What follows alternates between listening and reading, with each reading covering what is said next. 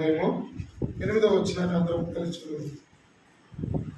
గలతీయులకు రాసిన పత్రిక తర్వాత ఎఫ్ఎస్సి తర్వాత ఫిలిప్పీ.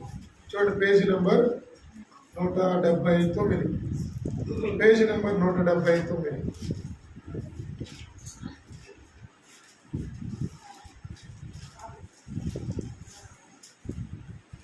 6వ వచనము, 7వ వచనము, 8వ వచనము, 3 వచనాలు కలిసి చదువుకున్నాం. ఫిలిప్పీలకు రాసిన పత్రిక 2వ అధ్యాయము 6వ వచనము, 7వ వచనము, 8వ వచనం, ఈ 3 వచనాలు మనం కలిసి చదువుకుందాం. ఆయనే దేవుని స్వరూపము కలిగిన వాడై ఉండి దేవునితో సమానముగా ఉండుట విడిచిపెట్టకూడని భాగ్యమని ఎంచుకొనలేదు గాని మనుషుల పోలికగా పుట్టి దాసుని స్వరూపం ధరించుకొని తను తానే రిక్తినిగా చేసుకొనెను. మరియు ఆయన ఆకారముందు మనుష్యుడిగా కనబడి మరణము పొందినంతగా, అనగా శిలువ మరణము పొందినంతగా విధేయత చూపిన వాడై తను తాను తగ్గించుకొనెను. చిన్న ప్రార్థన చేసుకుందాం. ప్రేమ కలిగిన మా తండ్రి, నీవు చదవబడుతూ వచ్చిన వాక్య భాగములను జ్ఞాపకం చేసుకోండి.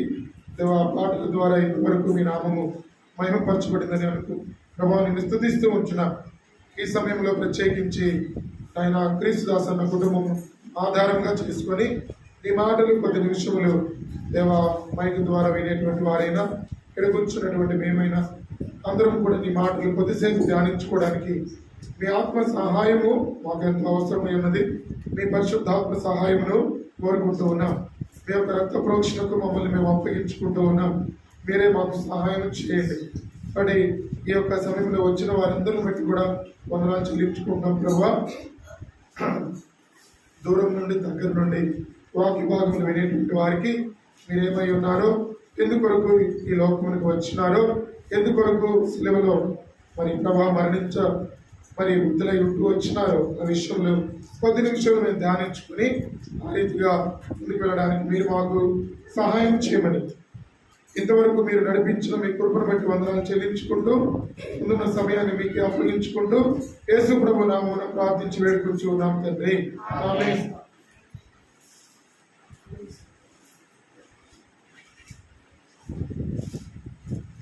ఈరోజు గుడ్ ఫ్రైడే సందర్భముగా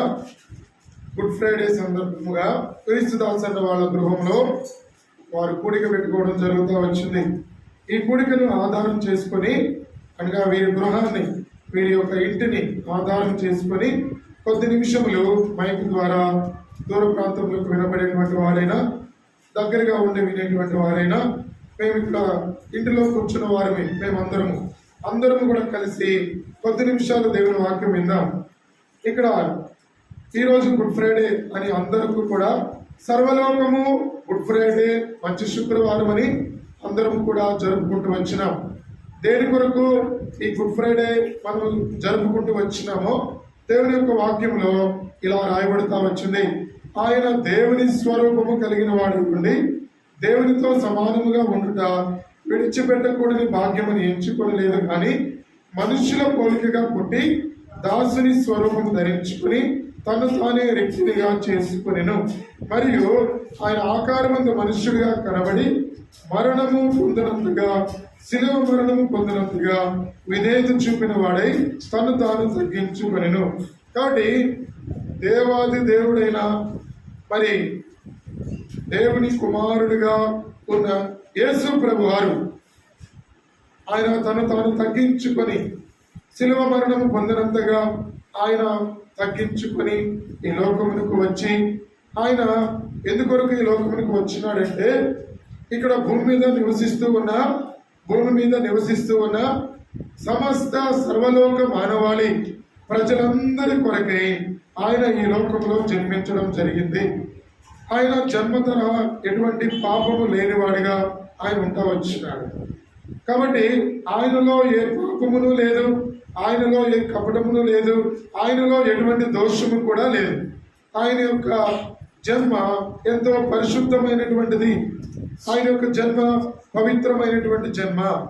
ఈ పరిశుద్ధుడైన దేవుడు ఈ యొక్క పవిత్ర పరచబడుతూ వచ్చినటువంటి దేవుని కుమారుడైన యేసుక్రీస్తు ప్రభువారు ఈ లోకంలోనికి ఆయన శిలువ మరణము పొందునంతగా విధేయత చూపించిన వాడై మనుషులందరి పాపముల కొరకై ఆయన ఈ లోకంలోకి రావడం జరుగుతూ వచ్చింది. ఎందుకొరకు ఆయన ఈ లోకంలోనికి వచ్చి ఎందుకొరకు ఆయన శిలువలో మరణించవలసి వచ్చింది? ఎందుకొరకు ఆయన శిలువలో అనేకమైన హింసలు పొందవలసి వచ్చింది? ఎందుకొరకు ఆయన దెబ్బలు తినవలసి వచ్చింది? ఎందుకొరకు ఆయన ఈ లోకంలో మరణించవలసి వచ్చింది అని అంటే, మనమందరము కూడా పాపులుగా ఉన్నామని దేవుని యొక్క వాక్యం చెప్తుంది. చూడండి, రోమీయులకు రాసిన పత్రిక 5వ అధ్యాయము మొదటిగా చూద్దాము. ఒక 5 విషయాలు జ్ఞాపకం చేసుకుంటూ వెళ్దాం. మొదటిదిగా రోమీయులకు రాసిన పత్రిక 5వ అధ్యాయము 8వ వచనం. రోమీయులకు రాసిన పత్రిక, అయితే దేవుడు మన ఎడల తన ప్రేమను వెల్లడిపరుచుచూ ఉన్నాడు. ఎట్లనగా మనం ఇంకను పాపులమై ఉండగానే క్రీస్తు మన కొరకు చనిపోయెను. కాబట్టి ఇక్కడ ఈ యొక్క వాక్యం ఇలాగూ మనతో మాట్లాడుతూ ఉంది. ఆయన క్రీస్తు మన కొరకు చనిపోయెను. క్రీస్తు మన కొరకు చనిపోయెను. ఆయన చనిపోవుట ఎందుకొరకు అని అంటే అక్కడ రాయబడుతూ ఉంది, ఎట్లనగా దేవుడు మన ఎడల తన ప్రేమను వెల్లడిపరుచుచూ ఉన్నాడు. ఎట్లనగా మనం ఇంకనూ పాపులమై ఉండగానే, అనగా ఈ లోకంలో మనము జన్మించినప్పుడు జన్మతరహా మనము పాపులము, కర్మతరహా పాపులము. కాబట్టి ఈ పాపాత్ముడైనటువంటి మనుష్యులను, పాపము చేస్తూ వచ్చినటువంటి మనుష్యులను ఈ పాపము మానవునిలోనికి ఎలాగూ ప్రవేశిస్తూ వచ్చింది అని అంటే, పాత నిబంధన కాలంలో ఆదాము అనేటువంటి వ్యక్తిని దేవుడు సృష్టిస్తూ వచ్చినాడు. ఆదాము అనేటువంటి వ్యక్తిని దేవుడు సృష్టిస్తూ వచ్చినాడు. ఆయన స్వరూపంలో ఆయన మట్టిని తీసుకొని ఆయన సృష్టిస్తూ వచ్చినాడు. మట్టిని తీసుకొని ఆయన ఆకారంలో ఒక మనుష్యుడిని మరి దేవుడు చేస్తూ వచ్చినాడు. ఆ యొక్క మనుష్యులోనికి దేవుడు ఆయన నాసికా రంధ్రములలోనికి జీవవాయువును ఊదగా నరుడు జీవాత్మ ఆయను. కాబట్టి భూమి మీద మనుష్యుడు జన్మించడం జరిగింది. ఈ యొక్క మనుష్యుడు జన్మించిన తర్వాత దేవునితో సంబంధాన్ని కలిగి జీవిస్తూ వస్తూ ఉన్నారు. ఎప్పుడైతే దేవుడు ఆజ్ఞ ఒకటి పెడుతూ వచ్చినాడు, ఆ యొక్క ఏదైనా తోటలో ఒక చెట్టు యొక్క ఫలము, ఒక పండు తినవద్దని ఆజ్ఞాపించినాడు. ఆ యొక్క పండును తినవద్దని ఆజ్ఞాపించిన అప్పుడు తరువాత కాలంలో ఆయనకు సాటి అయిన సహాయము కావాలని ఆమె పేరు అవ్వ. ఈ యొక్క మనుష్యుని యొక్క శరీరం నుండి ఒక ఎముకను తీసి అవ్వను సృష్టిస్తూ వచ్చినాడు, అనగా స్త్రీని సృష్టిస్తూ వచ్చినాడు దేవుడు. ఆదాము అవ్వలు అని వారికి పేరు పెడుతూ వచ్చినాడు. వీరు దేవునితో మాట్లాడుతూ ఉన్నారు, దేవునితో సంభాషిస్తూ ఉన్నారు, దేవునితో నిరంతరము వారు ఎప్పుడు పడితే అప్పుడు దేవునితో మాట్లాడుతూ ఉండేటువంటి వారు. మంచి సంబంధం దేవునితో వారు కలిగి ఉండేటువంటి వారు. దేవుడు చెప్పిన మాటకు వారు విధేయత చూపిస్తూ వచ్చినారు. ఒక దినమున సాతాను వారిని మోసం చేస్తూ వచ్చింది. ఆ స్త్రీని మోసం చేసిన కారణాన్ని బట్టి ఆమె ఆ చెట్టుకున్నటువంటి ఆ పండును తింటూ వచ్చింది. ఎప్పుడైతే ఆమె చెట్టుకున్నటువంటి పండు తింటూ వచ్చిందో సాతాను యొక్క చేతిలో మోసపోయింది. ఏం కాదులే తినవచ్చు అని చెప్పినప్పుడు సాతాను ఆ యొక్క స్త్రీ తినిపోయింది. తిన్న తర్వాత ఆ యొక్క భర్త అనగా ఆదాముకు కూడా ఆ పురుషునికి ఆ యొక్క స్త్రీ పండించింది. ఆయన కూడా తింటూ వచ్చినాడు. ఇదంతా ఎందుకు చెప్తా ఉన్నామంటే, వీరు దేవునితో అప్పటి వరకు కలిగి ఉన్న ఆ సంబంధాన్ని ఆ పండు తిన్న తర్వాత దేవునితో కలిగి ఉన్న సంబంధాన్ని పోగొట్టుకున్నారు. దేవుని మాట వారు వినకపోవడం ద్వారా ఆజ్ఞ అతిక్రమమే పాపముగా చేయబడతా వచ్చింది. ఆజ్ఞ అతిక్రమమే పాపము. ఆయన ఆజ్ఞను వారు అతిక్రమిస్తూ వచ్చినారు. ఆయన మాటను వారిద్దరు కూడా తృణీకరిస్తూ వచ్చినారు. అప్పుడు వారి జీవితంలోనికి అవిధేయత వచ్చింది. ఒక మనుషుని ద్వారా ఈ లోకంలోనికి అవిధేయత వచ్చింది. పాపము వచ్చింది. ఈ పాపము అప్పటి నుంచి ప్రతి మనిషిలో కూడా ఏలుబడి చేస్తా ఉంది. ఈ పాపము ప్రతి మనుషుల్లో కూడా ఏలుబడి చేస్తా ఉంది. కాబట్టి అటువంటి పాపములో ఉన్న ప్రతి మనుష్యుని కొరకు, ప్రతి మానవాళి కొరకు క్రీస్తు ప్రభుల వారు, యేసు క్రీస్తు ప్రభుల వారు ఈ లోకములోనికి రావడం జరిగింది. మనుషులందరూ కలిగి ఉన్న ఆ పాపాన్ని వారు పోగొట్టుకోలేకపోతా ఉన్నారు. వారి జీవితంలో ఉన్నటువంటి పాపాన్ని వారు పోగొట్టుకోలేకపోతా ఉన్నారు. అందుకే యేసు క్రీస్తు ప్రభువారు ఈ లోకంలోనికి వచ్చినాడు. ఈ మనుషులందరూ కూడా పాపాన్ని పోగొట్టుకోలేకపోతా ఉన్నారని, ఆ పాపమును బట్టి వారి జీవితంలో నిత్య నాశనము, అగ్నిగుండము, నరకమునకు వెళ్లే వారిగా వారు ఉంటారని, ఆ నరకము నుండి, ఆ అగ్నిగుండము నుండి వారిని తప్పించడానికి ఆయన ఈ లోకంలోనికి వచ్చినాడు. శిలువ మరణము పొందడానికి ఆయన ఈ లోకంలోనికి వచ్చినాడు. సర్వ మానవాళి పాపములు క్షమించడానికి ఆయన ఈ లోకంలోనికి వచ్చినాడు. ఆయన ఈ లోకంలోనికి వచ్చి కలువరి శిలువలో ఆయన నీ నా కొరకై, నీ నా పాపముల నిమిత్తము ఆయన మీద వేసుకుంటూ వచ్చినాడు. మన పాపముల కొరకై ఆయన చనిపోతూ వచ్చినాడు. మన పాపముల కొరకై ఆయన మరణిస్తూ వచ్చినాడు. శిలువలో ఆయన మరణిస్తూ వచ్చినాడు. అందుకే మనం చదివిన భాగంలో ఎట్లనగా మనం ఇంకనూ పాపులమై ఉండగానే క్రీస్తు మన కొరకు చనిపోయాను. క్రీస్తు మన కొరకు చనిపోయాను. మీకు ఎంతవరకు అర్థమవుతుందో కానీ అలాగున ఆ పాపముల నుండి, ఆ శాపము నుండి విడిపించడానికి యేసు ప్రభు వారు ఈ లోకంలోనికి రావడం జరిగింది. ఆయన మనలను మరణం నుండి విడిపించడానికి ఆయన ఈ లోకంలోనికి వచ్చినాడు. చూడండి, అదే రోమిలికి రాసిన పత్రిక 5వ అధ్యాయము 6వ వచనం. ఏలయనగా మనం ఇంకా బలహీనులమై ఉండగా క్రీస్తు యుక్త కాలమున భక్తిహీనుల కొరకు చనిపోయెను. కాబట్టి మనము భక్తిహీనులుగా ఉన్నామని క్రీస్తు మన కొరకు చనిపోయిన వాడిగా ఉన్నాడు. భక్తిహీనులుగా ఉన్నామని క్రీస్తు మన కొరకు చనిపోయిన వాడిగా ఉన్నాడు. చూడండి, మన జీవితంలో భక్తిహీనులముగాను బలహీనులముగాను ఉన్నామని దేవుడు మనలను ప్రేమించినాడు. ఇప్పుడు ఆయన మన కొరకు చనిపోవడం ద్వారా యవన కాలంలో తన యొక్క రక్తమును మన కొరకు చిందించినాడు. ఆ యొక్క కలువరి శిలువలో నీ నా పాపముల కొరకై, నీ నా భక్తిహీనత కొరకై ఆయన తన పాపము, తన యొక్క యవన కాలంలో ఉన్న ఆ రక్తమును చిందిస్తూ వచ్చినాడు. అదే శిలువపై ఆయన చనిపోతూ వచ్చినాడు.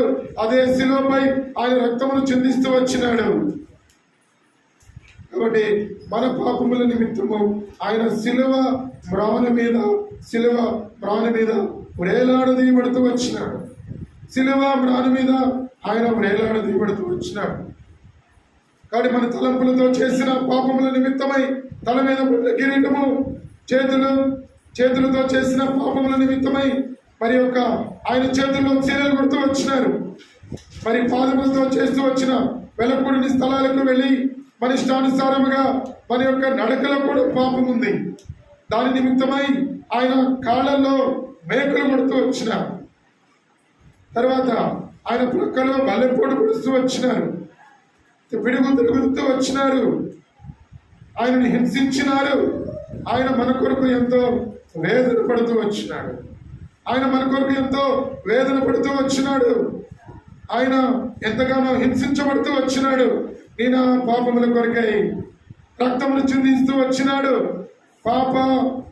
మరి ఈ లోకంలో ఆ పాపములకు క్షమాపణ యేసు క్రీస్తు ప్రభు వారు కాచిన అమూల్యమైన, నిష్కళంకమైన, నిర్దోషమైన రక్తములో ప్రతి మానవునికి పాప క్షమాపణ దొరుకుతా వస్తుంది. ప్రతి మానవునికి పాప క్షమాపణ దొరుకుతా ఉంది. ఇంకా నీ పాపముల నుండి నీవు విడిపించబడలేదా? ఇంకా నీ పాపంలో నీవు కొనసాగుతూ ఉన్నావా? దేవుడు మాట్లాడుతూ ఉన్నాడు కదా, నీ పాపములు ఒప్పుకో. నీ యొక్క జీవితంలో ఇంతవరకు చేస్తూ వచ్చినటువంటి ఆ పాపముల కొరకై యేసు ప్రభువారు నీ కొరకు రక్తం చెందించినాడు. నీ కొరకు ఆయన యొక్క యవన రక్తాన్ని చెందించినాడు. కలువరి స్త్రీలో నీ కొరకు వేలాడదీయబడుతూ వచ్చినాడు.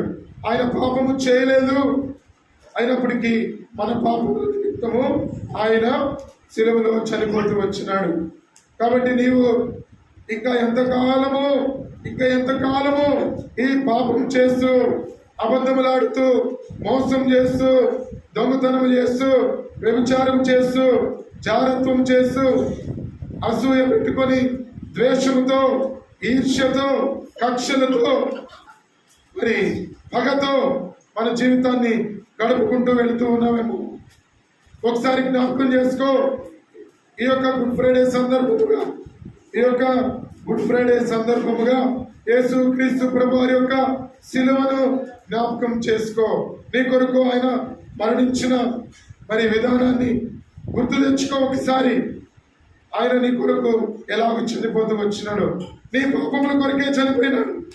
నువ్వు చీకట్లో ఉన్నావని నిన్ను వెలుగులోకి తీసుకొని రావడానికి ఆయన నీ కొరకు తన రక్తమును చిందిస్తూ వచ్చినాడు.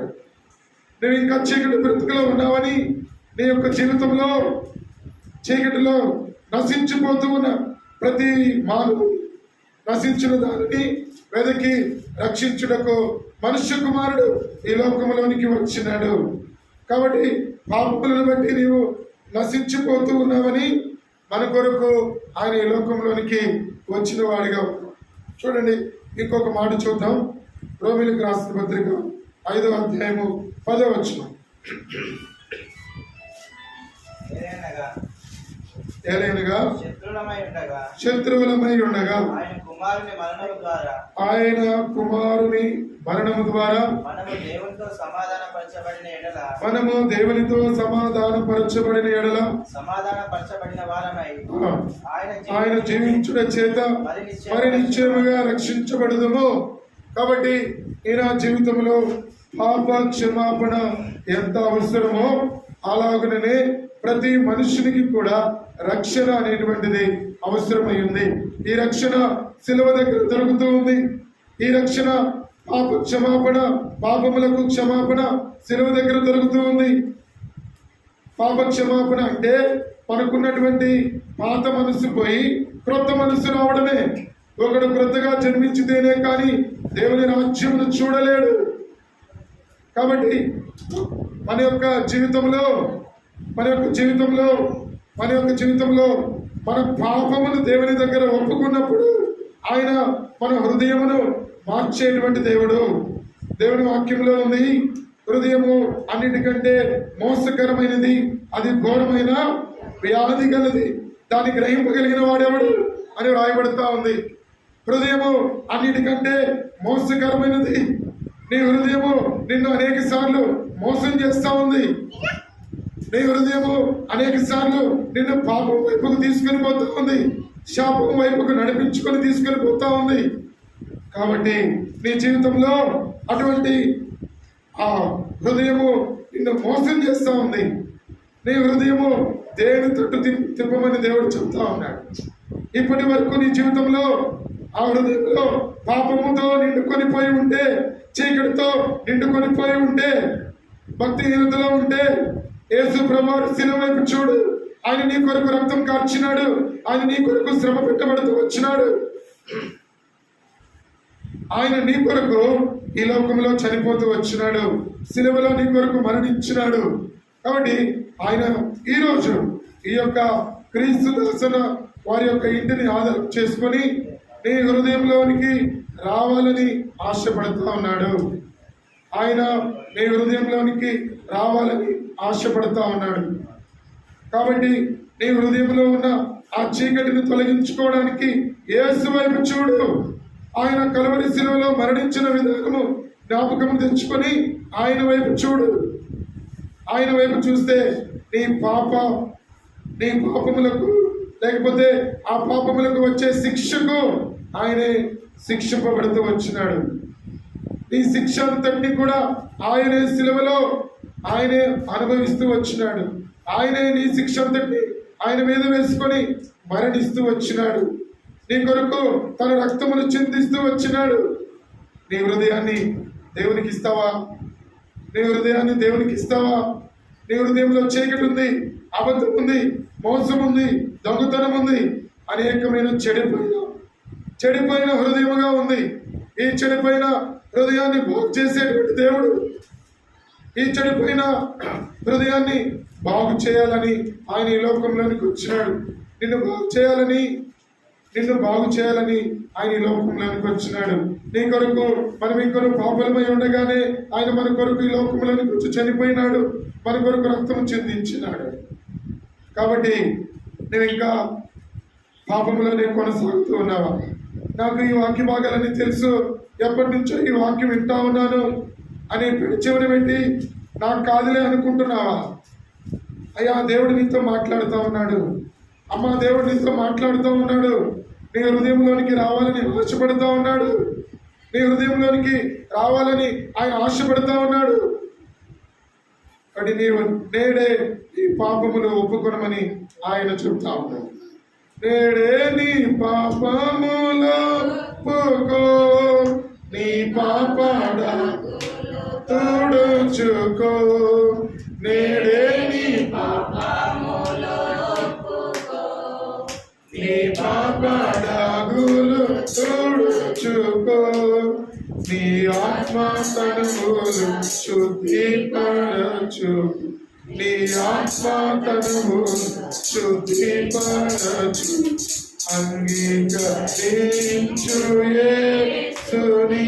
కాబట్టి నీ జీవితంలో అటువంటి పాపములో ఇంకా కొనసాగుతూ ఉంటే, అటువంటి అంధకారంలో ఇంకా కొనసాగుతూ ఉంటే, నీ హృదయాన్ని నమ్ముకొని ఇంకా నిన్ను నీవు మోసం చేసుకుంటూ వెళ్తా ఉంటే, యేసు ప్రభువారి యొక్క సిలువ ఈ రోజు ఈ రాత్రి నీతో మాట్లాడుతూ ఉన్నాడు. యేసు ప్రభువారి సిలువ మీద ఉండి నీతో మాట్లాడుతూ ఉన్నాడు. అయ్యా, నీ హృదయాన్ని నాకివ్వు. ఇదిగో ఆయన తలుపు నొద్ద నిలుచుండి తట్టుచూ ఉన్నాడు. ఎవడైనా నా స్వరము విని తలుపు తీసిన యెడల అతనితో నేను, నాతో కూడా అతను కలిసి భోజనము చేయదము. దేవుడు నీతో సహవాసం చేయాలని, నీతో మాట్లాడాలని అనుకుంటున్నాడు. నీతో ఆయన మాట్లాడాలని అనుకుంటున్నాడు. నీవే హృదయాన్ని కట్టుపరుచుకొని పాపములో కొనసాగుతూ వెళుతూ ఉన్నావు. అందుకే ఈ యొక్క హృదయాన్ని మోసం చేసుకుంటున్నావు, నీ జీవితాన్ని మోసం చేసుకుంటున్నావు. దేవుడితో మాట్లాడు, నోరు తెరిచి దేవుడితో మాట్లాడు. దేవా, నేను పాపిని, నా హృదయంలో చీకటి ఉంది, నా యొక్క జీవితంలో సమాధానం లేదు, నా జీవితంలో సంతోషం లేదు, నా జీవితంలో నెమ్మది లేదు, నా జీవితంలో ప్రభా నేను ఎంతో కాలం నుండి బ్రతుకుతూ ఉన్నాను ఈ భూమి మీద. అయితే నా జీవితంలో సంతోషం లేదు, సమాధానం లేదు, నెమ్మది లేదు అనేటువంటి జీవితాన్ని ఒకసారి గుర్తెరుగు. నా కొరకు ఈ లోకంలోకి వచ్చినావంట ప్రభా, ఈ లోకంలోకి వచ్చి శిలువ మీద నా కొరకు మరణించినావంట, నా కొరకు రక్తం చిందించినావంట. నిజమే ప్రభా, నేను నా యొక్క జీవితంలో ఒప్పుకుంటున్నాను, నా జీవితంలో ఒప్పుకుంటున్నాను.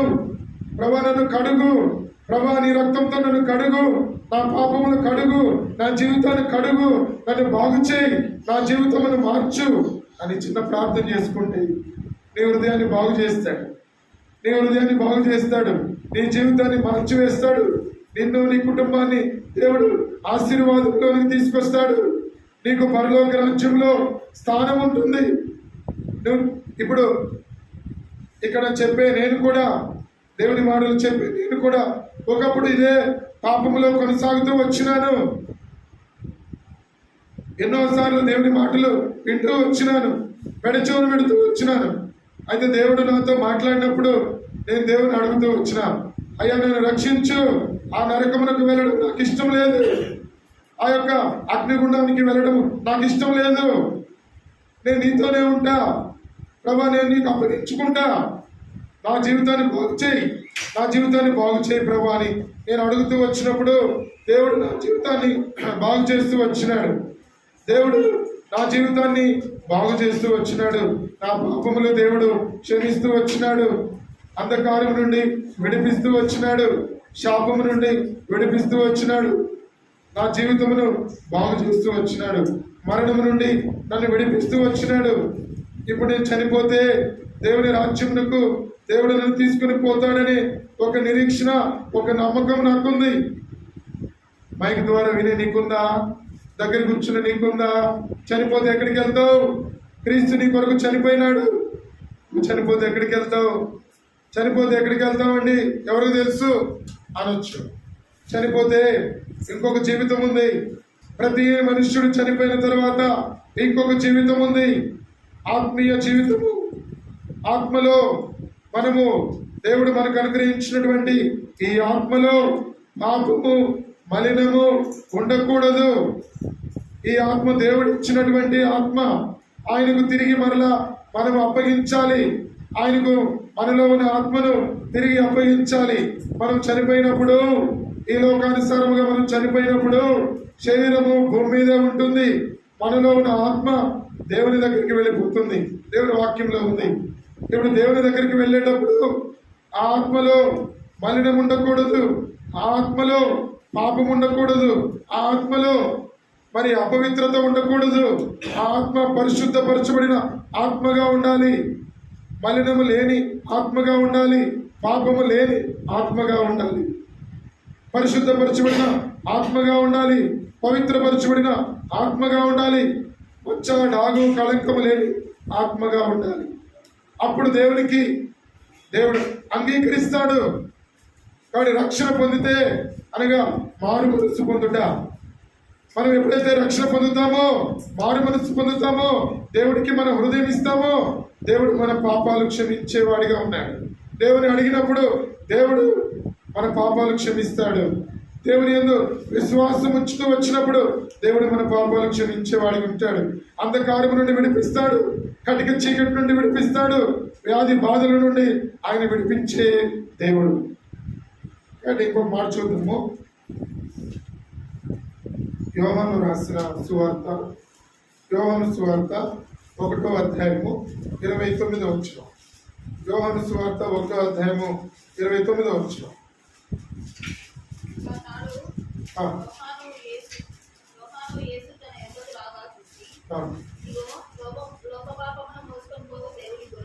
లోక పాపమును మోసుకొని పోవు ఒక మనుషుడు వస్తున్నాడు. ఆయన నాకంటే ప్రముఖుడు కనుక నాకంటే ముందటి వాడు ఆయనని నేను ఎవరిని గురించి చెప్తున్నానో ఆయనే ఈయన. కాబట్టి ఇక్కడ 29 నుంచి మనం చూస్తే లోక పాపమును మోసుకొని పోవు దేవుని గొర్రె పిల్ల. ఇక్కడ లోకంలో ఉన్న వారి కొరకు ఆయన చనిపోతూ వచ్చినాడు. లోకంలో సర్వ మానవాళి కొరకు ఆయన చనిపోతూ వచ్చినాడు. అందుకే లోక పాపమును మోసుకొని పోవు దేవుని గొర్రె పిల్లగా ఆయన ఈ లోకంలోనికి వచ్చినాడు. నేను ఆ పాపముల నిమిత్తము ఆయన ఈ లోకంలో చనిపోతూ వచ్చినాడు. సర్వ మానవాళి పాప పరిహారార్థమై ఆయన ఈ లోకంలో తన రక్తాన్ని చిందిస్తూ వచ్చినాడు. నీ పాపములకు ప్రాయశ్చిత్తము యేసు ప్రభువారి యొక్క రక్తమే. నీ పాపములకు ప్రాయశ్చిత్తము యేసు ప్రభువారి యొక్క రక్తమే. ఆయన రక్తంలో నీ పాపములకు ప్రాయశ్చిత్తం దొరుకుతుంది. నీ బ్రతుకు ఆయన రక్తంలో కడిగి వేసుకుంటే నీ బ్రతుకు మార్చబడుతూ ఉంది. నీ జీవితమును బాగు చేసేది యేసు ప్రభువారి యొక్క రక్తమే. ఆయన రక్తంలో పాపములు క్షమించే శక్తి ఉంది. ఆయన రక్తంలో నీ జీవితాన్ని బాగు చేసే శక్తి ఉంది. ఆయన రక్తంలో నిన్ను మరి అంధకారము నుంచి విడిపించడానికి శక్తి ఉంది. అంతగా ఆయన రక్తాన్ని కోరుకుంటే, ఆయన రక్తాన్ని ఆశ్రయిస్తే, ఆయన సిలువను ఆశ్రయిస్తే, ఆయన సిలువ వైపు చూస్తే ఆయన నిన్ను రక్షించడానికి సిద్ధంగా ఉన్నాడు. సర్వమానవాళి పాప పరిహారార్థమై ఈ లోకంలో ఆయన చనిపోవడం జరుగుతూ వచ్చింది. కాబట్టి ఆయన ఈ లోకంలోకి ఎందుకు వచ్చినాడు అని అంటే పాపుల కొరకు ఆయన మరణిస్తూ, మనం ఇంకను పాపులమై ఉండగానే క్రీస్తు మన కొరకు చనిపోయాను. ఎలేనిగా మనం ఇంకా బలహీనులమై ఉండగానే క్రీస్తు భక్తిహీనుల కొరకే చనిపోయాను. ఎలేనిగా మనం శత్రువులమై ఉండగానే ఆయన కుమారుని మరణం ద్వారా ఆయన మనలను రక్షించుకుంటూ వచ్చినాడు. సమాధానం ఇచ్చినాడు, శాంతి అనుగ్రహించినాడు, నెమ్మదిని అనుగ్రహించినాడు. ఇప్పుడు యేసు ప్రభువారికి మనకు మధ్యలో ఉన్న ఆ పాపపు అడ్డుగోడ తొలగించినాడు. ఎప్పుడైతే ఆయన సిలువలో చనిపోయినాడో దేవునికి మానవునికి మధ్యవర్తి ఒక్కడే. దేవునికి మానవునికి మధ్యవర్తి ఒక్కడే. ఆయనే యేసుక్రీస్తు ప్రభువారు. ఆయనే యేసుక్రీస్తు ప్రభువారు. ఇప్పుడు ఆయన మనకు మధ్యవర్తిగా ఉన్నాడు. దేవునికి మనకు మధ్యలో ఉన్న పాపపు ఆ గోడను ఆయన కూల్చివేసినాడు. దేవునికి మనకు మధ్యలో సమాధానము లేదు. ఒకప్పుడు పాపమును బట్టి సమాధానము లేదు. ఆయన తన రక్తమును సిలువలో చిందించడం ద్వారా ఇప్పుడు మనకు సమాధానమును అనుగ్రహిస్తూ వచ్చినాడు, శాంతిని అనుగ్రహిస్తూ వచ్చినాడు, నెమ్మదిని అనుగ్రహిస్తూ వచ్చినాడు, సంతోషమును అనుగ్రహిస్తూ వచ్చినాడు. ఇప్పుడు మన హృదయంలో చెప్పనాశక్యమును మహిమాయుక్తమునైన సంతోషము మా జీవితంలో, మీ జీవితంలో ఉంది. నీకు కూడా అటువంటి సంతోషము కావాలా? ఈ సంతోషము నీకు కావాలేనా? ఈ సంతోషము నీకు కావాలేనా? ఈ సంతోషము నీకు కావాలేనా? నేడే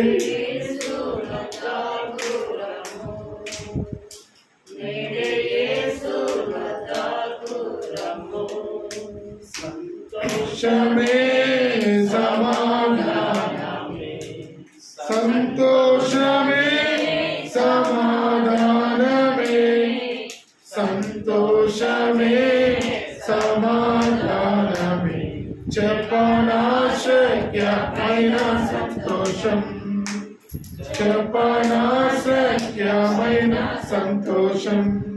కాబట్టి దగ్గర కూర్చున్నటువంటి వ్యక్తులు, దూరం నుంచి వినేటువంటి వ్యక్తులకు యేసు వారు చెప్తూ ఉన్నటువంటి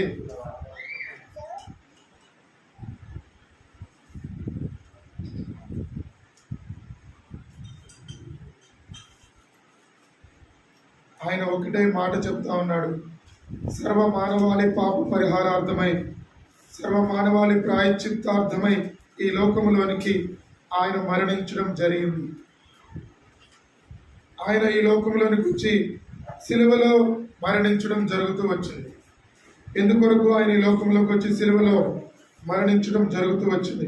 ఎందుకొరకు ఆయన సిలువ వేస్తూ వచ్చినారు అని అంటే, లోకంలో ఉన్న ప్రతి మానవుని యొక్క పాపముల కొరకి ఆయన ఈ లోకంలోనికి రావడం జరిగింది. వచ్చినాడు, ఆయన సిలువ కార్యము సంపూర్తి చేస్తూ వచ్చినాడు. కాబట్టి నీ హృదయంలో ఇంకా యేసు ప్రభు వారికి ఇంకా నీ హృదయంలో చోటు ఇవ్వకపోతే, ఇంకా యేసు ప్రభు వారికి నీ హృదయంలో చోటు ఇవ్వకపోతే, ఇప్పుడే, ఈ క్షణమే, ఇప్పుడే అనుకూల సమయము, ఇదే అనుకూల సమయము. నేడే ఆయనను నీ హృదయంలో చేర్చుకోమని వాక్యం చెప్తుంది. ఇదే మిక్కిలి అనుకూల సమయము, ఇదే మంచి తరుణము. ఆయన నీ హృదయంలో చేర్చుకుంటే ఒక్క మాటతోనే, యేసు ప్రభువా నేను పాపిని, యేసు ప్రభువా నేను పాపిని, నా పాపములు క్షమించడానికి మీరు ఈ లోకంలోనికి వచ్చారంట. ఈ లోకంలోనికి వచ్చి నా పాపమును తీసివేయడానికి నా కొరకు ఈ లోకంలో చనిపోయినారంట, రక్తము చిందించినారంట, నా కొరకు ఈ లోకంలో రక్తము కార్చినారంట. కాబట్టి ఆ రక్తంలో నా ప్రతి పాపమును నేను ఒప్పుకుంటాను, నేను కడిగి వేసుకుంటాను అని ఒక చిన్న నమ్మకంతో నీవు ప్రార్థిస్తే, హృదయంలో చిన్న మాట ప్రార్థన చేసుకుంటే, ఆయన నీ పాపములు క్షమించి, బైబిల్ గ్రంథంలో ఉంది, యేసు రక్తము ప్రతి పాపము నుండి మనలను కడిగి పవిత్రులుగా చేయడం. మనం ఇంకా పాపులమై ఉండగానే క్రీస్తు మన కొరకు చనిపోయినాడు అన్నట్లుగా యేసు రక్తము ప్రతి పాపము నుండి మనలను కడిగి పవిత్రులుగా చేయడం. ఏ భేదమును లేదు. అందరూ పాపము చేసి దేవుడు అనుగ్రహించి మహిమను పొందలేకపోతూ ఉన్నారు. దేవుడు లోకమును ఎంతో ప్రేమించెను కాగా ఆయన తన ప్రియకుమారుడైన యేసుక్రీస్తు ప్రభువారిని ఈ లోకములోనికి పంపించడం ద్వారా, ఆయన శిలువ మరణము ద్వారా మనకు రక్షణ అనేటువంటిది, మారు మనసు అనేటువంటిది, పాపములకు క్షమాపణ అనేటువంటిది శిలువ దగ్గర దొరుకుతాము. కాబట్టి ఒకసారి తీర్మానం చేసుకో, హృదయంలో ఒక చిన్న మాటతో ప్రార్థన చేసుకో. ఇంకా ప్రభుకి నీ హృదయం ఇవ్వకుండా ఇంకా దేవునికి దూరంగా ఉంటే, ఇంకా దేవునికి దూరంగా ఉండి బ్రతుకుతూ ఉంటే, ఆయన నీ కొరకు మరణించినటువంటి సంగతి గుడ్ ఫ్రైడే సందర్భముగా గుడ్ ఫ్రైడే సందర్భముగా ఈ క్రీస్తు దాసన్న వాళ్ళ గృహాన్ని ఆధారం చేసుకొని నీకు సువార్త వినిపించబడతా ఉంది. నీవు కూడా గుడ్ ఫ్రైడే రోజు పాపములు ఒప్పుకుందామని అనుకున్నావేమో, ఈరోజు ఒప్పుకో. గుడ్ ఫ్రైడే రోజు యేసు ప్రభువుని సిలువ వేసిన రోజు, ఆ రోజు గుర్తు తెచ్చుకొని, ఆ రోజు జ్ఞాపకం తెచ్చుకొని, ఆ రోజు నా పాపాలను ఒప్పుకుంటాను అని అనుకుంటున్నావేమో రోజు. అయితే ఈరోజు ఒప్పుకో. యేసు ప్రభువు నీతో మాట్లాడుతూ ఉన్నాడు. ఆయన సిలువ వైపు చూడు, ఆయన సిలువ వైపు చూడు. నీ మనోనేత్రములు వెలిగించబడతాయి, నీ ఆత్మీయ నేత్రాలకు వెలిగించబడతాయి. నీ యొక్క పాపములకు క్షమాపణ నీకు నీ హృదయంలో ఆయన వచ్చి నివాసం చేస్తాడు. యేసు ప్రభువు నీ హృదయంలో వచ్చి నివాసం చేస్తే నీకు ఎంతో సంతోషము, నీ కుటుంబంలో సంతోషము, నీ జీవితంలో సంతోషము, నీ జీవితం మార్చబడుతుంది. జక్కయ్య ఇంటిలో యేసు ప్రభువు వెళ్ళినాడు. జక్కయ్య ఇంటిలో యేసు ప్రభువు వెళ్ళినాడు. జక్కయ్య హృదయంలో ఆయన నివాసం చేస్తూ వచ్చినాడు. జక్కయ్య హృదయంలో నివాసం చేసినాడు. జక్కయ్య ఇంటిలో కూడా ఆయన నివాసం చేసినాడు. జక్కయ్యతో సహవాసం చేసినాడు. అన్యాయంగా సంపాదించినాడు. జక్కయ్య ఎప్పుడైతే యేసు ప్రభువుని అంగీకరించినాడో, అన్యాయముగా తీసుకుని అన్యాయముగా ఎవరి దగ్గర అయితే వసూలు చేసుకుంటూ వచ్చినాడు, డబ్బులు సుంకము వసూలు చేస్తూ వచ్చినాడు, వడ్డీని వసూలు చేస్తూ వచ్చినాడు.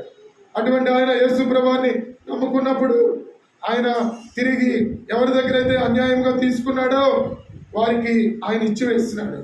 ఎప్పుడైతే యేసు ప్రభువు మన హృదయంలోనికి వస్తాడో మన జీవితము బాగు చేయబడతాము. ఎప్పుడైతే యేసు ప్రభువు మన గృహంలోనికి వస్తా ఉన్నాడు, మన గృహంలో సంతోషము, సమాధానము, నెమ్మది, శాంతి మన గృహంలో తిరుగుతాము. ఆయన జక్కయ్య గృహంలోనికి వచ్చినప్పుడు జక్కయ్యను దేవుడు ఆశీర్వదించినాడు. జక్కయ్య నేడు నీ ఇంటికి రక్షణ వచ్చింది. కాబట్టి జక్కయ్య ఇంటి అంతటికి కూడా రక్షణను మరి జక్కయ్య పొందుకుంటూ వచ్చినాడు. కాబట్టి మనము కూడా దేవుని దగ్గర ఒక మాట మనం ప్రార్థన చేసుకున్నప్పుడు దేవుని దగ్గర ఒక మాట తీసుకుందాం. దేవుని దగ్గర ఒక మాట పెడదాం. అయ్యా, నేను రక్షించబడ్డాను, నా కుటుంబం రక్షించబడ్డాను, నా హృదయంలోనికి రండి, నా హృదయంలోనికి రండి అని దేవుని అడిగితే యేసు రక్తము ప్రతి పాపం నుండి కడిగి మనలను పవిత్రులుగా చేస్తూ ఉంది. దేవుని యొక్క వాక్యం నందు విశ్వాసం ఉంచితే నీవు, నీ కుటుంబము రక్షించబడతారు. ఒకవేళ దేవుని యొక్క వాక్యం చెబుతుంది, ఈ వాక్యమును విని అంగీకరించకపోతే, యేసు ప్రభువుని అంగీకరించకుండా, ఆయన శిలువ సాదృశ్యాన్ని జ్ఞాపకం చేసుకోకుండా, ఆయన శిలువ మరణాన్ని త్రోసివేసి ఇంకా మన ఇష్టానుసారముగా ఇంకా జీవితం అని అనుకుంటే మన కొరకు నిత్య అగ్నిగుండము, నరకము అవి రెడీగా ఉన్నాయి. చనిపోతే ఆ నరకము, అగ్నిగుండానికి వెళ్ళడము దేవునికి ఇష్టం లేదు. అందుకే నిన్ను ప్రేమించినాడు, నీకు ఆరోగ్యం ఇచ్చినాడు, ఐశ్వర్యం ఇస్తూ ఉన్నాడు, సంపదలు ఇస్తూ ఉన్నాడు. నిన్ను బాగు చేయాలని దేవుడు కోరుతూ ఉన్నాడు. నీ హృదయాన్ని బాగు చేయాలని కోరుతూ ఉన్నాడు. మోకరించండి, ప్రార్థన చేసుకుందాం. మోకరించండి, ప్రార్థన చేసుకుందాం. ఇంకా ఎవరైనా దేవునికి హృదయం ఇవ్వకుండా ఒకవేళ ఇంకా ఆలస్యం చేస్తూ ఉంటే, ప్రభువా నేను పాపిని, నా కొరకు ఈ లోకంలోనికి వచ్చినావు, నా కొరకు నా హృదయంలో ఉన్న చీకటిని తొలగించడానికి, నా జీవితంలో బాగు చేయడానికి ఈ లోకంలో ప్రభా శిలువ మరణం పొందుతూ వచ్చినావు. నా పాపములు క్షమించడానికి ప్రభా మీ తల మీద ముళ్ళ కిరీటము ప్రభా ఎన్నో దెబ్బలు తింటూ వచ్చినారు, హింసించబడుతూ వచ్చినారు, గాయములు పొందుతూ వచ్చినారు, కొరడా దెబ్బలు తింటూ వచ్చినారు, ఉమ్మ వేయబడుతూ ఉంది. ఎంతగానో నా కొరకు ఈ లోకంలో హింసను అనుభవిస్తూ వచ్చినారు, శిలువ మరణమును పొందుతూ వచ్చినారు. అయ్యా, నా జీవితంలోనికి రండి, నా హృదయంలోనికి రండి, నాలో ఉన్న పాపమును తీసివేయండి, నాలో ఉన్న చీకటిని పారద్రోలండి. నేను మారు మనసు పొందడానికి నా యొక్క పాపములన్నీ కూడా ప్రభా నేను ఒప్పుకుంటున్నాను, నన్ను క్షమించు ప్రభా, నీ రక్తంతో నన్ను కడుగు, నీ శిలువ వైపు నేను చూస్తూ ఉన్నాను, మీరు శిలువలో కార్చిన రక్తం నాకు కనబడతా ఉంది, ఆ రక్తంలో నా పాపములు కడగండి, నా దోషములు కడగండి అని ప్రార్థన చేసుకో. విశ్వాసం ఉంచు. ఎప్పుడైతే నమ్మకం ఉంచుతావో అప్పుడు దేవుడు నీ ప్రార్థన ఆలకించి నీకు గొప్ప రక్షణ అనుగ్రహిస్తా ఉన్నాడు. ప్రార్థన చేసుకున్నాను. ప్రేమ కలిగిన తండ్రి, పరిశుద్ధమైన దేవ, నమ్మకమైన దేవ, ఈ రాత్రికాల సమయంలో ఆయన దూరం దగ్గర నుండి నీ వాక్య భాగములు మా గమనంలోకి తీసుకొని వచ్చినారు. ఆయన యుద్ధ కాలంలో భక్తిహీనుల కొరకు చనిపోవడానికి ఈ లోకంలోనికి వచ్చినారు. పాపుల కొరకు ఈ లోకంలోనికి వచ్చినారు. సర్వ మానవాళి పాపముల కొరకు చనిపోవడానికి ఈ లోకంలోనికి వచ్చినారు. గుడ్ ఫ్రైడే సందర్భముగా ప్రభా, మీరు మా కొరకు ఈ లోకంలోనికి వచ్చి మరణించినారు, మృతి పొందుతూ వచ్చినారు. లేఖనముల ప్రకారము ప్రభా మీరు మృతి పొందుతూ వచ్చినారు. అయ్యా, మేము మా జీవితంలో ఒక చిన్న ప్రార్థన చేసుకుంటున్నాం, ఒక చిన్న తీర్మానం చేసుకుంటున్నాం. అయ్యా, మా జీవితంలో మాకు రక్షణ కావాలంటే, ఆయన మా పాపముల నుండి మేము విడిపించబడాలంటే, మాకు శాంతి సమాధానం కావాలంటే నీ వైపు చూస్తూ ఉన్నాం, నీ శిలువ వైపు చూస్తూ ఉన్నాం. ప్రభా, ఆ శిలువలో మీరు కార్చిన అమూల్య రక్తాన్ని నా మీద చల్లండి.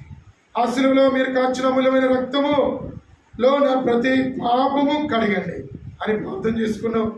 అని ప్రార్థన చేసుకుంటూ ఉన్న వ్యక్తుల వైపు ప్రభా మీరు చూడండి. వారి హృదయంలో చీకటిని తొలగించండి, వారి హృదయంలో పాపమును తొలగించండి, వారి జీవితంలో అశాంతిని తొలగించండి, వారి జీవితంలో అసమాధానమును తొలగించండి. శాంతి, సమాధానము, సంతోషము వారి జీవితంలో అనుగ్రహింపచేయండి. ప్రభా, జక్కయ్య ఇంటికి రక్షణ వచ్చి ఉన్నట్లుగా జక్కయ్య పుట్టుకున్న రక్షణ ఈనాడు ప్రతి ఒక్కరు పొందుకోవడానికి యేసు రక్తము ప్రతి పాపము నుండి ప్రభా కడిగి పవిత్రులుగా చేయనని ఆ మాటను బట్టి ప్రతి మానవాళి పాపమును మీరు కడుగుతూ వచ్చినందుకు వందనములు. అందును బట్టి శిలువ త్యాగం చేసినందుకు వందనములు. ఈ శిలువ త్యాగం కొరకై మరొకసారి వందనాలు చెల్లించుకుంటూ, ఎవరైతే ప్రభువా మారు మనసు పొంద నిశ్చయించుకుంటూ వచ్చినారో అటువంటి వారందరినీ కూడా చేయి పట్టుకొని మీరు నడిపించవలసిందిగా ప్రార్థన చేస్తున్నాం. ప్రాముఖ్యంగా క్రీస్తుదాసన కొరకు, అక్క కొరకు, వారి కుమారుల కొరకు ప్రార్థన చేస్తున్నాం. ఆయన కుటుంబాన్ని దీవించండి. వారి గృహం ఆధారంగా చేసుకొని వినిపించబడుతూ వచ్చిన ఈ యొక్క రక్షణ సువార్తను ప్రభా ఎప్పుడైనా సరే ఏదో ఒక దినము నాయన ఆ ఫలం మేము చూస్తాం. అనేకులకు రక్షణార్థమై ప్రభా ఈ సువార్త వారు అంగీకరించినట్లు సహాయం చేయండి. ఈ కుటుంబాన్ని మీరు దీవించండి. ఈ కుటుంబానికి సంపూర్ణమైన రక్షణ అనుకూలానికి అందరూ వచ్చినట్లుగా మీరు సహాయం చేయండి. గృహమంతా కూడా నీ సన్నిధిలో మెండైన ఆశీర్వాదములు పొందుకున్నట్టు గృహంలో ఉన్న ప్రతి ఒక్కరిని కూడా మీరు దీవించండి. ఆయన కూడికకు వచ్చిన ప్రతి ఒక్క కుటుంబాన్ని మీరు జ్ఞాపకం చేసుకోండి. కూడికకు వచ్చిన ఆయన మరి దూరం నుండి దగ్గర నుండి వచ్చిన ప్రజలందరి వారి వారి కుటుంబాలను మీరు దీవించండి. వారి వారి కుటుంబాల్లో సంతోషము, క్రీస్తు అనుగ్రహించు సంతోషము వారి కలిగి ఉండడానికి మీరే సహాయం చేయండి. మీరే వారి చేపట్టుకొని నడిపించండి. ప్రతి ఒక్కరి జీవితంలో వారి వారి విశ్వాసాన్ని అభివృద్ధి పరచమని కోరుకుంటున్నాను. ప్రతి ఒక్కరి జీవితంలో ఇంకా ఎవరైతే కుటుంబాల్లో రక్షణ లేని వారు ఉంటున్నారో వారందరి కొరకు కూడా ప్రార్థన చేస్తున్నాం. వారందరికీ కూడా సంపూర్ణమైన రక్షణ అనుగ్రహించమని కోరుతూ ఉన్నాం. మీ యొక్క రక్తము వారి గృహం మీద చల్లమని కోరుకుంటూ ఉన్నాం. ప్రభు వారి మీద ప్రోక్షించమని కోరుకుంటూ ఉన్నాం. అలాగనే మీరు సహాయం చేయమని వందనములు, స్తుతులు, స్తోత్రములు చెల్లించుకుంటూ ప్రభా గృహానికి వెళుతూ ఉన్నాము. ఎవరి గృహములకు వారు వెళుతూ ఉంటుండగా మీ కాపుదల, మీ భద్రత మా పైన ఉంచుతూ రమ్మని మా ప్రభువును ప్రియరక్షకుడైన యేసుక్రీస్తు ప్రభువారి పేరిట ప్రార్థించి వేడుకొంచు ఉన్నాము తండ్రి. ఆమేన్. మన తండ్రి అయిన దేవుని ప్రేమ, కుమారుడైన యేసుక్రీస్తు ప్రభువారి యొక్క కృప, పరిశుద్ధాత్మ యొక్క అన్యోన్య సహవాసము కూడి ఉన్న మనకు, లోకంలో చెదిరి ఉన్న పరిశుద్ధులకు, అనగా ఈ యొక్క గృహము ఆధారం చేసుకుని వాక్యం విన్న వారందరికీ కూడా తోడై ఉండి నడిపించును గాక. ఆమేన్. Praise lord.